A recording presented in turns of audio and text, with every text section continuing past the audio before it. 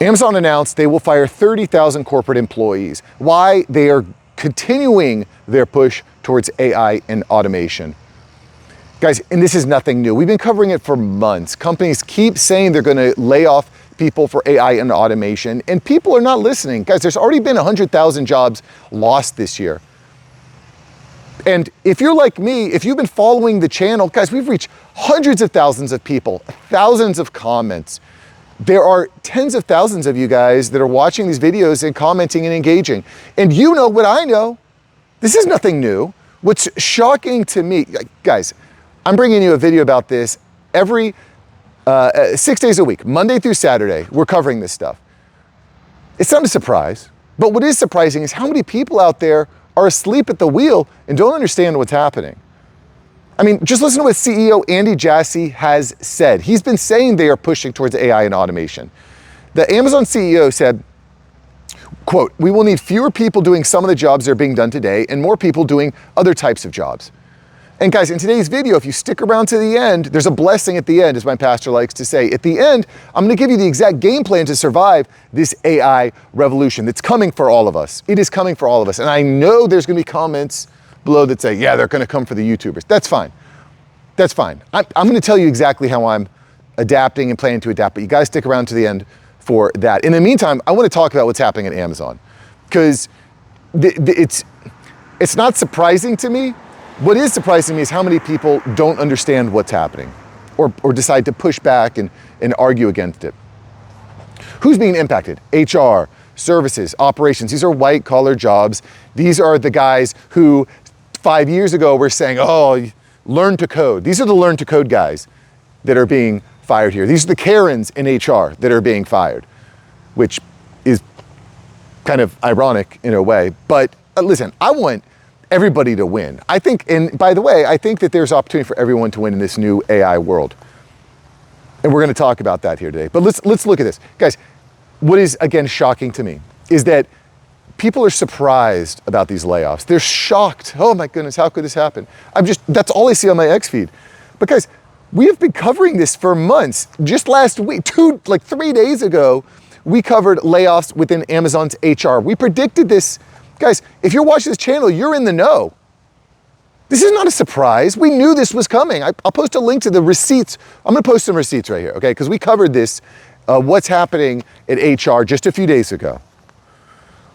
Check out that video. We covered just a few days ago an internal memo that was leaked at Amazon that said they plan to implement 600,000 robots that are gonna replace over 500,000 jobs by 2033. So by 2033, they plan to have 75% of their warehouse staff fully automated. We covered this.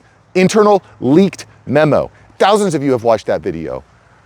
But there's millions of people that don't know this is happening. What are you guys doing? Don't you have a family? Aren't you concerned about your 401k? Aren't you concerned about your ability to provide for your family? This is happening, guys. It is happening. Whether you like it or not, it is happening. The question is, how do you react? Regardless, this is happening over and over and over again. And you might not even know, I covered this months ago. I'll post a link to the video here. There are already 1 million robots in Amazon factories. In fact, there are almost more robots in factories than humans. Why would they stop now? And guess what? Amazon is not even the biggest employer in the United States. Walmart is, in the private sector, outside the US government. Walmart is number 1, Amazon is number 2. Do you not think that Walmart is gonna be doing this? Guys, I covered a video a year ago that showed Walmart robots zipping around the warehouse. They are all doing this, guys. This is not a surprise. Video after video after video of big companies spending billions of dollars on AI and automation and then firing staff. Now, there are different theories, but guys, there are different theories on why staff is being fired. And to me, these are kind of the top 3, okay? So one is they want to offset the CapEx funding of AI. These guys are spending billions of dollars on AI and they need to free up some capital, so they lay off staff. And I get what you guys are saying in the comments, that this is kind of an excuse for firing staff, but what's interesting now is, I just saw a post earlier today, Chamath Papatia from the All In podcast was saying, like, guys, this is not AI. Don't be freaked out. It's not AI. This is just, you know, there was too many DEI hires and that sort of thing, which, you know, that might be. But what's interesting to me is the narrative up until this point was it is AI, it is automation. We're thinking about things differently. And as a result of being an innovative next generation company, they're seeing a stock bump. Even Amazon saw a stock bump from this.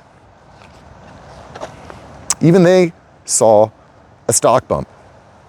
Now, the other thing, and I think this is probably more likely in the way that I would handle things, is, you know, by laying off staff and by implementing these AI and automation tools, you're putting pressure on the existing staff to adapt.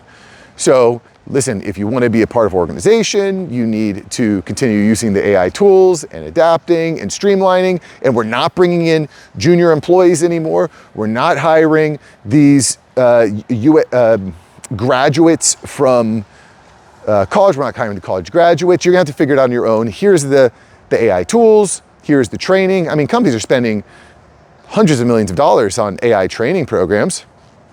So these are some of the things that we are seeing when it comes to the firing of staff. And, you know, I just can't stress this enough, that the problems that you're solving today are not gonna be the problems that you're solving tomorrow. And I think this is an important thing for people to accept.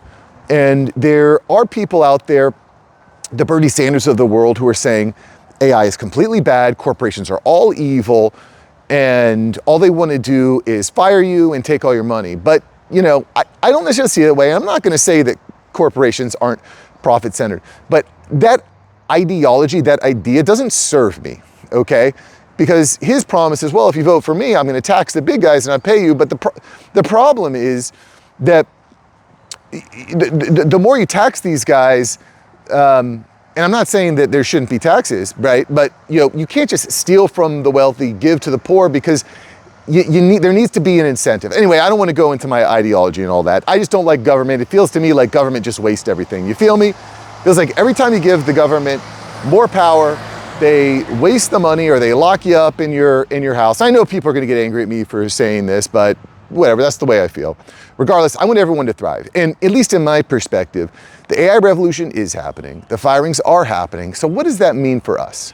How can we actually survive in this world? Certainly you can vote with your dollars. You know, we can look, I mean, there's a possibility we might have an entirely new economic system, but I don't want to rant. I'm just going to say AI is coming. Amazon plans to lay off 30,000 employees. They've committed, at least internally with that leaked memo, to implementing over 500,000 robots, replacing lots and lots of jobs, 75% of their workforce. It is going to happen. So assuming it's going to happen, assuming progress happens, like it's done for the course of human history, new technologies come in, old jobs have been replaced, new jobs were created. How do we survive? And I want to give you my survival guide here today and how I'm addressing this. And I'd like to hear your tips as well. Put them in the comments. How do you feel about this? You can feel free to disagree with me. That's fine. I don't mind. If you have different ideas, I'd like to hear them now. So what can we do? So the first thing is understanding and changing our perspective. The future of work is going to be different than it is now. Right? The work is changing. The problems that you're solving now are not going to be the problems you're solving 2 to 5 years from now. So understand that, recognize that the problems that you're solving are going to be different. So what does that mean? Well, first, you're going to need to continue to look for new opportunities. Okay? And, you know, if you just got fired, if you're on the chopping block, there are going to be opportunities out there. You know, Amazon is hiring 250,000 seasonal employees. Now, is going from a $100,000 Amazon corporate job to that kind of job going to be a great fit? Yeah, probably not, but at least keeps you moving. So look for new opportunities. There's lots of job listings happening out there. So you got to keep your eyes open for opportunities. The other huge opportunity that we've been covering in quite a bit, I'll post some link to a video here, is data center construction. Data center construction is huge. We're seeing tens of billions of dollars being poured into data center construction. And, you know, listen, while that might not be a job that you do forever, there are a lot of opportunities there. And we don't just want to think about the data centers themselves. We want to think about all the stuff that's going on around it. right? It's like a central hub. Like, you go to a Publix, but there's a bunch, it's the anchor store. There's one main hub, but there's a lot of economics happening around it. Everything from infrastructure of schools, roads, homes, food, restaurant, sports, parks, playgrounds, there's gonna be a lot of construction going on around the data centers because the data centers are going to bring jobs. I would also think about this. I covered this in a video last week. I'll post a link to it here. A lot of people don't want these data centers in their backyards. And I appreciate that. I understand that. I don't really want a data center in my backyard. But as a result, these data center projects are being shut down, and that costs these companies hundreds of millions of dollars. So how can you be involved with solving the problem of getting data centers actually up and running and establishing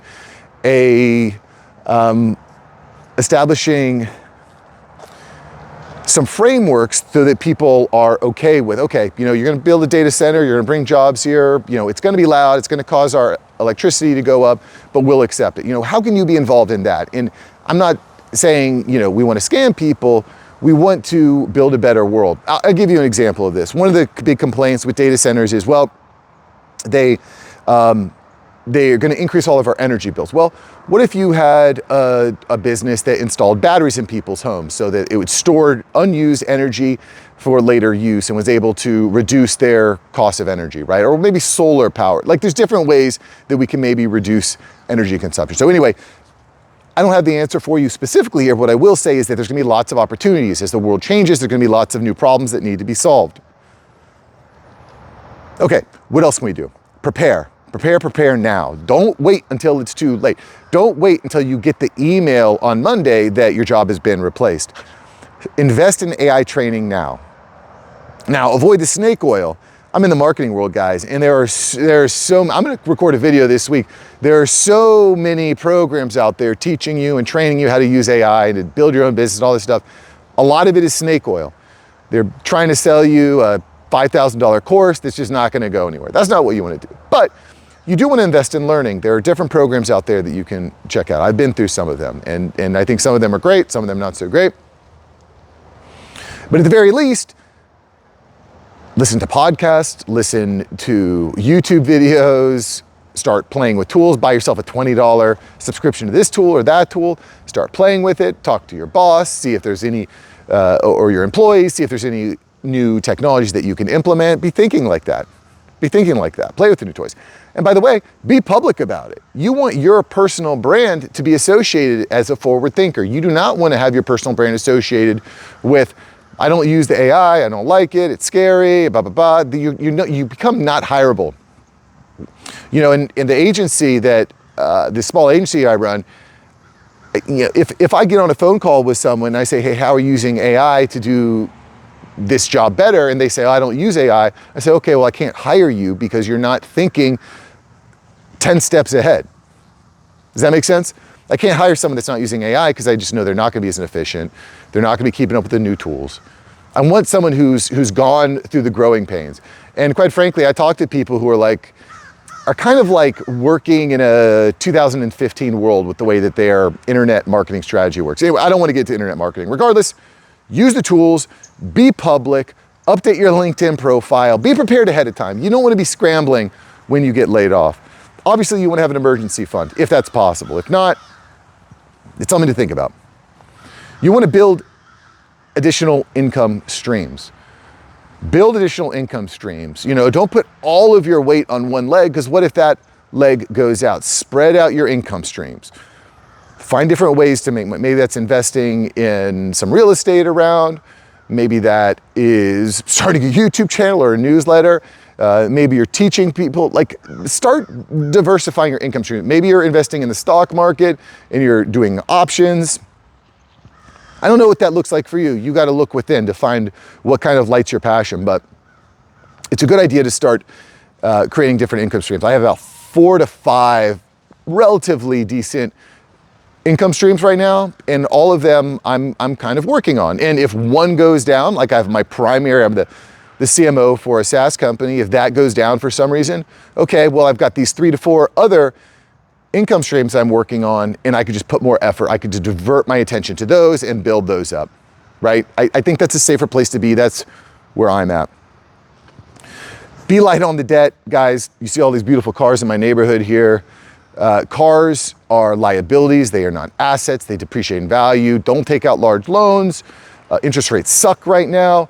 So, you know, you want to keep it light. Don't take out a lot of debt if you can't help it. If you have debt, pay that off first, all right? Not financial advice, but you have to talk to your own people. But in my opinion, I want to stay as debt-free as possible. I want to pay off any large loans as quickly as possible. I don't want to be paying interest like the US federal government is right now. Guys, this might be the most important tip here, is to nurture and maintain relationships. A lot of us guys, we like to be lone wolves. We like to stay out on our own, do our own thing. You know, when the wife pulls us to different events, we'll go. We don't have a lot of buddies. And, you know, listen, I'm not saying that you need to make friends with everybody in your neighborhood, but what I am saying is that there are people in your Rolodex that you probably haven't talked to in a while. So do me a favor today. This is my challenge to you. Bust out your phone and call someone you haven't talked to in a while. See how they're doing. What are you doing professionally? What do you think about AI? What do you think about Amazon? Strike up the conversation, build it up, because you don't, I recorded a video a little while ago, and basically in the video we said, hey, you know, people are having a really hard time finding jobs because they're having to compete against all these AI bots and all these AI agents. But what we found is that if you were able to leverage a relationship to get the interview, you were 4 times more likely to get an interview, but 4 times more likely to get hired. So mind your relationships. It's very important. Get together with like-minded people. Join communities, join groups. I don't have a community right now. This is something I've been thinking about. I just don't have the bandwidth. If I'm going to do it, I want to make sure I do it well, and I can, you know, put a good amount of effort into it. But just keep in mind that all these things combine and give you a competitive advantage. And guys, I appreciate you being here, watching the video. I want the best for you. I really do. And I cover all these firings and challenges in the market because I hope that it'll wake you up, and then you can start taking these moves. And I've spoken to about a half dozen people now who I have been able to help positively. They have seen it. I've gone on phone calls with them, and they've made some moves that were able to improve their situation. So I want that for you too. All right. Guys, I appreciate you watching the video. If you like this, you will definitely like yesterday's video where we talk about what these AI and tech companies are doing. They're all giving money to each other back and forth, back and forth. Is this a big Ponzi scheme? Or are they just trying to improve each other's equity stake? Like, what are they doing? We covered all in yesterday's video. Check it out right here. I'll see you there, boys. Peace.